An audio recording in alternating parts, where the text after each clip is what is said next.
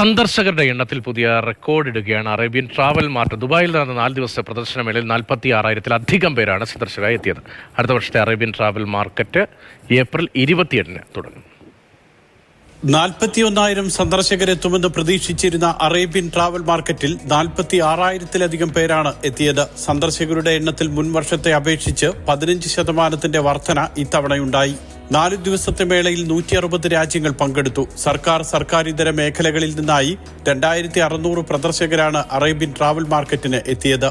വിമാന കമ്പനികൾ, travel tourism രംഗത്തെ സേവനദാതാക്കൾ, ഹോട്ടൽ ശൃംഖലകൾ, വിവിധ രാജ്യങ്ങളിലെ ടൂറിസം വകുപ്പുകൾ എന്നിവയെല്ലാം മേളയിൽ അണിനിരന്നു. ഏറ്റവും മികച്ച സ്റ്റാൻഡ് ഡിസൈനുള്ള പുരസ്കാരം അബുദാബി സ്വന്തമാക്കി. ഇന്ത്യയിൽ നിന്നും ഗുജറാത്ത്, ഉത്തർപ്രദേശ്, ഗോവ, മധ്യപ്രദേശ്, കർണാടക സർക്കാരുകൾ പങ്കെടുത്തപ്പോൾ കേരള ടൂറിസം അറേബ്യൻ ട്രാവൽ മാർക്കറ്റിനെ അവഗണിച്ചു.